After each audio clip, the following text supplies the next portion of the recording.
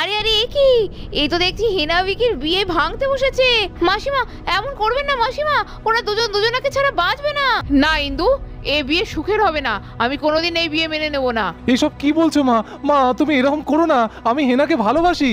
বন্ধুরা, আগের দিন তো তোমরা দেখেইছো ভিকি আর হেনার বিয়ের পাকা কথা চলছে, তো চলো দেখি কি কথা হয় আজ। যাক, তাহলে এতদিন পর সেই শুভ দিনটা এলো। হ্যাঁ কি বলেন বিয়ান? সত্যিই তাই, আপনাদের মেয়ে বাপরে বাপ কত দিন ধরে, হ্যাঁ আজ না কাল, কাল না পরশু, আমি তো বিরক্তই হয়ে গেছিলাম। মাঝে ছেলেকে বলেও দিয়েছিলাম, বাবা তুই এবার অন্য মেয়েকে ভাব, ও আর মনে হয় না তোকে বিয়ে করবে। আর বলবেন না, ওই ডাক্তারি পাস করে করেই তো এত দিন আটকে ছিল সব কিছু। যাক, আসল কাজটা তো এবার সেরে ফেলতে হবে তাড়াতাড়ি, তাই না? হ্যাঁ হ্যাঁ, সে তো বটেই, দিন তো একটা ঠিক করতেই হবে। এবার তো 4 হাত এক করে দেওয়ার সময় ঘনিয়ে এলো, তাই না? হেনা, হেনা মারে, যা একটু চা জল খাবার নিয়ে আয় ওনাদের জন্য। হ্যাঁ হ্যাঁ মা, হ্যাঁ হ্যাঁ, চা জল খাবার যাচ্ছি যাচ্ছি। আরে না না হেনা মা, যেও না যেও না। আরে আপনি আবার ওকে বলছেন কেন? বসো বসো মা, উঠতে হবে না। না না, এখন দরকার নেই কিচ্ছু। আরে মাসিমা তাই বললে হবে? এটা হলো হবু কুটুম বাড়ি আপনাদের, এখানে এসে একটু না খেয়ে গেলে হয় নাকি? আর আমি যেতে দেবো নাকি? আচ্ছা আমিই যাচ্ছি। আরে না না দিদি ভাই, তুমি যাবে কেন? আজকে ওকে দেখতে এসেছে, ও নিজের হাতে ও শ্বশুর শাশুড়িকে চা করে খাওয়াতে পারবে না?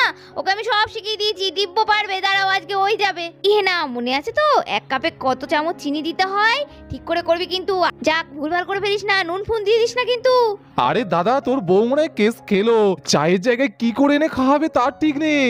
তুই ওকে বারণ কর, নাহলে তখন বিয়েটাই ক্যান্সেল হয়ে যাবে। আরে রনি, তুই তো ঠিকই বলেছিস, ও তো রান্না করে কোনোদিন ঢোকেনি, ও করবে চা।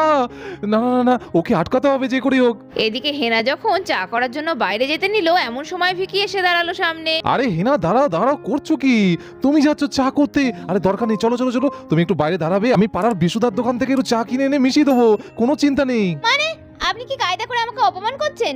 দেখুন ভিকি বাবু, আমি অতটাও খারাপ চা করি না, আমি চা করতে পারি। আর দিদি আমাকে বারবার করে শিখিয়ে দিয়েছে, আমি যথেষ্ট ভালো পারি। হ্যাঁ, যথেষ্ট ভালো পারে না ছাই, জীবনে কোনোদিন চা করে খেয়েছো? ওইসব শিখে টিকে হয় না, একটা এক্সপিরিয়েন্স লাগে। আর ওই মা তোমার ওই আংবাং চা খেলে না, তখন বিয়েটাই ক্যান্সেল করে দেবে। হ্যাঁ এই যে শুনুন, আমি যা পারি তাই করব, আর তাই খেতে হবে, তাই খাওয়াবো। যদি ভালো না হয়, খেয়ে যদি ভালো না লাগে, বিয়ে ক্যান্সেল হলে হোক না, কিন্তু সত্যিটাই বলবো। এই বলে হেনা তো গটমট করে ভিকির সামনে দিয়ে চলে গেল বাইরে। যা, এবার কি করবে হেনা? ব্রো, তোর বিয়ে হয়ে গেল, আটকাতে পারলি না, এবার কি হবে? আর কিছুক্ষণের মধ্যেই হেনা তো চা করে নিয়ে এলো। আরে দাদা, চা তো করে নিয়ে চলে এলো বৌদি ভাই, এবার যদি মা বাবা খেয়ে খুব বাজে লাগে তাহলে কি হবে বলতো? এদিকে কিছুক্ষণের মধ্যেই হেনা তো সব মিষ্টি এনে সাজিয়ে দিল। আচ্ছা আঙ্কেল আন্টি, নিন নিন, আপনারা খেয়ে নিন তাড়াতাড়ি। আরে মা, করেছোটা কি? এত কিছু বানিয়ে নিয়ে এসছো। হ্যাঁ হ্যাঁ, খাবো তো বটেই, আমার হবু বৌমা করেছে বলে কথা। এই বলে তো ভিকির বাবা গরম গরম চায়ে মারলো চুমুক। আহ আহা, কি বানিয়েছো কি চাটা, অপূর্ব অপূর্ব। আরে দাদা, কি হলো বলতো কেসটা? আরে আমিও তো বুঝতে পারছি না কি হলো। আরে না না, এখনো মা খাওয়া বাকি আছে, বাবা নিশ্চয়ই মন রাখার জন্য বলেছে, বুঝলি, মা খেলেই বোঝা যাবে। আরে আরে বলছো কি, এত ভালো চা? তাহলে তো খেয়ে দেখতেই হচ্ছে, দেখি দেখি বৌমার হাতের চা। এই বলে ভিকির মাও তো চাই দিল চুমুক। বাহ, চাটা কিন্তু দারুণ হয়েছে, যাই বলো, গন্ধটা মানে ফ্লেভারটাই দারুণ। আমার আবার একটু চা খাওয়ার নেশা আছে, মাথা টাথা ধরার প্রবলেমও আছে, তাই মাঝে সাঝে এরকম চা কিন্তু আমায় করে খাওয়াতে হবে, আগে ভাগে বলে রাখছি। আরে আন্টি, সে আর বলতে, আপনি বলবেন আর আমি করে করে খাবো। আরে মায়ের মুখে কি শুনছি রে? মা যখন বলেছে নিশ্চয়ই ভালো চা বানিয়েছে, আমার বউটাতে দেখছি চা বানাতে শিখে গেছে। আরে আমার তো মনে হচ্ছে নিশ্চয়ই কোনো কেস আছে, বুঝলি, তোর কাছ থেকে শুনে নিয়েছে ওই ডুপ্লিকেসিটা। ও মনে হয় পাশের পাড়া থেকে চা এনে টুকুস করে ওই চা দিয়েই যেখানে সার্ভ করে দিয়েছে। এই চুপ কর, এসব উল্টো পাল্টা কথা, এইটুকু টাইমে আবার রাস্তায় বেরোবে সেজে গুজে, তাই না? আচ্ছা ব্রো, আমার দিব্যি থাকলো, আমি এখন কিছু কথা বলবো, তুই কিন্তু কথার মাঝে একটা কথা বলবি না কিন্তু, মনে থাকে যেন। দেখ ভাই, তুই যা কিছু করবি কর, কিন্তু দেখিস আমার আবার বিয়েটা ভেঙে না যায়। অনেক কষ্টে এতদিন পর বিয়েটা হওয়ার চান্স দেখা গেছে। আচ্ছা লেডিস এন্ড জেন্টলম্যান, সবাই এখানে উপস্থিত। হ্যাঁ, আর এদিকে সুবলদা, রাজদাও চলে এসছো। আচ্ছা, এখানে এবার কিছু প্রস্তাব আছে আমার। বিয়ে তো হবে, কিন্তু বিয়ের জন্য তো দেনা পাওনা এই সমস্ত কথাবার্তা তো হওয়া জরুরি, তাই না? হ্যাঁ বাবা জীবন, ঠিকই তো বলেছো। এটা তো আমাদেরই জিজ্ঞেস করা উচিত ছিল। তোমাদের তো একটা একটা দেনা পাওনা তো থাকবেই। হ্যাঁ হ্যাঁ হ্যাঁ, বলো বলো, আমরা অবশ্যই আমাদের সাধ্যমতো চেষ্টা করবো বাবা। না না, আরে মা চুপ করো না, তোমাকে বলেছি না কিছু কোনো কথা বলবে না, আর যা কথা বলার সব আমি বলবো। আরে ব্রো কি রে, তুই আমার মান সম্মান ডোবাবি নাকি? এই তোকে চুপ করতে বলেছি না, আমার দিব্যি দিয়েছি কিন্তু একদম চুপ থাকবি, আমি সবটা শেষ করব। ও দিদি ভাই, এসব কি শুনছি গো? দুজন দুজনাকে এত ভালোবাসলো, দুজনাই এত বড় ডাক্তার, এই সমস্ত পণ মন এসব কি বলছে রনি? আমার তো কিছু মাথায় আসছে না। সে তো আমাদের সাধ্য মতো এমনিই আমরা হেনাকে দিতাম, কিন্তু পণের কথা কেন উঠছে গো? ও বৌদি ভাই, এসব কি শুনছি গো? এরকম হলে কিন্তু তুমি এই ঘরে হেনাকে বিয়ে দেবে না বলে দিলাম। সে যাই হোক না কেন, এইসব ব্যাপারে আমার একদম এসব সহ্য হয় না। হ্যাঁ, আমাদের হেনা কি কমা যে ওকে বিয়ে দিতে গেলে তার জন্য এত ধ্যান ধ্যান করতে হবে? একদমই নয়। আমারও তো মনটা ভেঙে যাচ্ছে। সত্যি যদি এরম হয় তাহলে আমি যে স্বপ্ন দেখেছি সেটাও তো ভেঙে যেতে হবে। আচ্ছা তাহলে আমি আমার লিস্টটা শুরু করি, যেগুলো আমরা ঠিক করেছি নেব বলে। আচ্ছা প্রথমত হচ্ছে দাদার একটা ভালো গাড়ি লাগবে। BMW গাড়ি তো আপনারা নাম শুনেছেন, সেই গাড়িটা মোটামুটি কোটি টাকার কাছাকাছি দাম। ওই গাড়িটা তো একটা দাদাভাইকে দিতেই হবে। আর বিয়েতে দাদাকে তো একটা এনগেজমেন্টের হিরের আংটি দিতেই হবে, একটু ভালো ক্যারেটে দিতে হবে কিন্তু। আর এদিকে তো সোনাদানা তো থাকবেই, 4-5 ভরির একটা ব্রেসলেট, গলার একটা 4-5 ভরির চেন, আর বৌদি ভাইকে তো মোটামুটি 30-40 ভরি একটু সোনা দিতেই হবে। আর আমাদের হাইফাই সব আত্মীয় স্বজন তারা এসে যদি দেখে যে বৌদি ভাইকে সোনাদানা বেশি দেয়নি, তখন আমাদের একটা অসম্মান হবে, বুঝতেই পাচ্ছেন। আর এদিকে বিয়ের ঘর সাজানোর জিনিসপত্র তো আছেই, আমাদের না বাড়িতে একটু মডিউলারের জিনিসপত্র দরকার। এই সমস্ত না কাঠের ফার্নিচার কিন্তু চলবে না, দাম বেশি হলেও কিন্তু একটু মডিউলারের ফার্নিচার করে দিতে হবে। হ্যাঁ, আর এদিকে আমাদের বিয়ের একটা তো খরচা আছে, অনুষ্ঠানের বাড়িতে বিয়ের খাওয়ানো দাওয়ানো, প্রচুর আত্মীয় স্বজন, হল ভাড়া করতে হবে, প্রচুর খরচ। মোটামুটি 20 লাখ টাকা দিলেই চলবে, আমাদের বিয়ের খরচ হয়ে যাবে। রাজরে ভাই, আমি সব কি শুনছি? বলে কি কোটি টাকার গাড়ি, হীরের আংটি, 40-50 ভরি সোনা দানা, 20 লাখ টাকা। ওরে বাবা, এ তো আমাদের বাড়ির সবাইকে বেচল, ওর বাবা মাও তো জোগাড় করতে পারবে না। এই দাঁড়াও দাঁড়াও দাঁড়াও, থামো থামো থামো। আর তোমাদের লিস্ট আমাদের শোনানোর কোনো প্রয়োজন নেই, আমি এই বিয়েটাই করছি না। ছি ছি ছি ছি, এখনকার দিনে এই যুগে দাঁড়িয়ে তুমি পণ প্রথা, ছি ছি। আর ভিকি বাবু, আপনার ভাই। আরে না না হিনা, ভুল বুঝছো, এসব ঠিক নয়। থাক ভিকি বাবু, অনেক হয়েছে। এতদিন ভালোবাসার নাটক করে এখন যখন বিয়ে করতে আমি রাজি হয়েছি, তখন এইভাবে আমাদেরকে ঠকানোর জন্য বাড়ি থেকে সব ঠিক করে এসেছেন। এইরকম একটা বড় লিস্ট।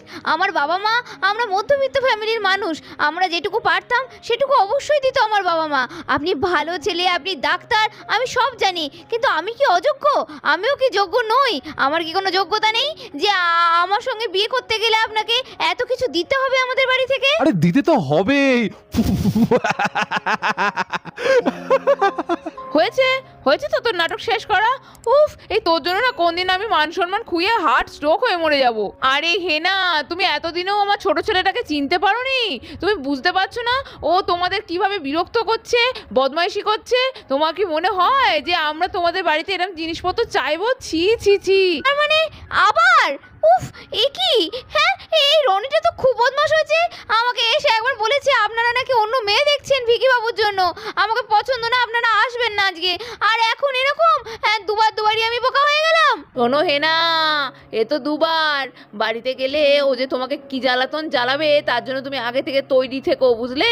ওই জন্য তো তোমাদের বিয়েটা দেওয়ার পর ওর আগে একটা হিল্লে করতে হবে, তবে যদি আমার দুষ্টু ছেলেটা একটু ভালো হয়। একদম সত্যি কথা বলেছো মা। এই হেনা, তুমি আমাকে মা বললে? আন্টি থেকে মা বললে তুমি আমায়? না মানে ওই আর কি, মানে না না, খুব ভালো।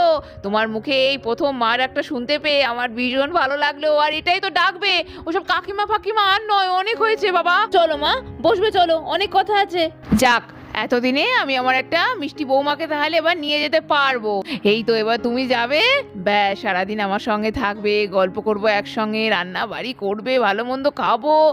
আর আর কি আছে বলো, আমার সঙ্গে একটা বন্ধু হলো আমার।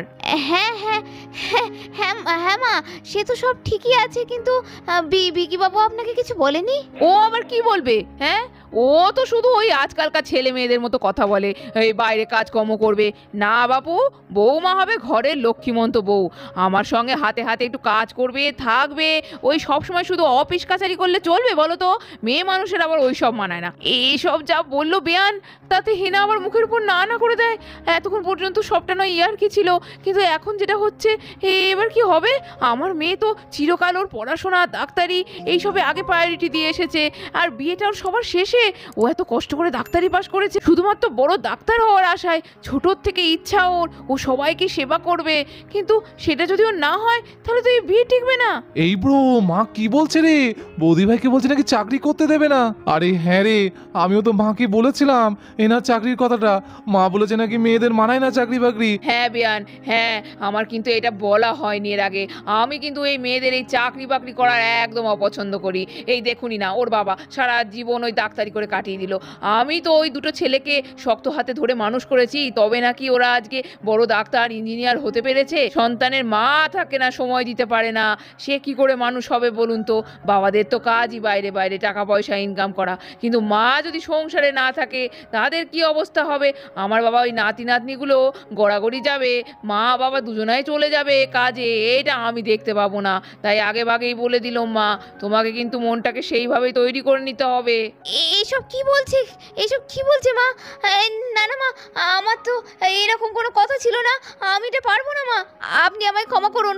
চাকরি, চাকরি থেকেও বড় কথা আমার যে স্বপ্ন, এটা আমি ডাক্তারি পাস না করলে এই জন্যই তো বিয়েটা করছিলাম না, সবাইকে সেবা করব, আমি একজন বড় ডাক্তার হব। আর সেই ডাক্তারির পথে আমাকে রাজদা, বিকিবাবু সবাই অনেক সাহায্য করেছে।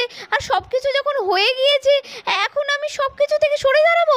এটা কখনো হতে পারে না। না বিয়ান, তাহলে মনে হয় এই সম্পর্ক আর বেশি দূর না এগোনোই ভালো, কারণ আমাদের বাড়িতে কোনো মেয়ে আজ পর্যন্ত চাকরি করেনি, সেখানে আমি নিজে এটা কখনোই মেনে নিতে পারবো। আপনারা একটু ভেবেচিন্তে দেখুন, যদি ওর মত চেঞ্জ হয়, যদি মনে হয় যে না ঠিক আছে ও চাকরি করবে না, তবেই আমাদের সঙ্গে যোগাযোগ করবে, তাহলে আমাদের পক্ষে ঘরের বৌমা করা ওকে সম্ভব নয়। ওগো চলো চলো, অনেকটাই দেরি হয়ে গেছে। আর এই যে রনি, ভিকি, চল বাবা চল চল, আর দেরি করিস না। মা কি বলছো কি? তুমি এরকম করছো কেন? শোন ভিকি, আমি তোর মা, তোর ভালো মন্দ আমি সবচেয়ে বেশি ভালো বুঝি, বুঝলি? আমি তো দেখেছি দিদিভাইকে আমার চোখের সামনে, দিদিভাইয়ের জন্য সংসারটা শেষ হয়ে গেল, একটা মাত্র ছেলে, তাও মানুষ করতে পারিনি। আমি সেটা সহ্য করতে পারবো না। এই সেরকম কিছু তোর হোক না, না না না, চাকরি করা মেয়ে কখনো না, কখনো নয়। চল ভিকি চল, আমি কোনো মতেই আমার মত চেঞ্জ করবো না। তো বন্ধুরা, ভিকির মা তো চাকরিওয়ালা বউ একদমই পছন্দ করছে না, তাহলে কি ভিকি আর হেনার বিয়েটা ভেঙে যাবে, নাকি হেনা আর চাকরি করবে না ঠিক করবে? কি হতে চলেছে পরের এপিসোডগুলো কেউ কিন্তু মিস করো না দেখতে। আর ভালো লাগে সাবস্ক্রাইব করে দাও টাইনি ভিলেজ স্টোরি। আজকের মতো এখানে শেষ করছি, টাটা।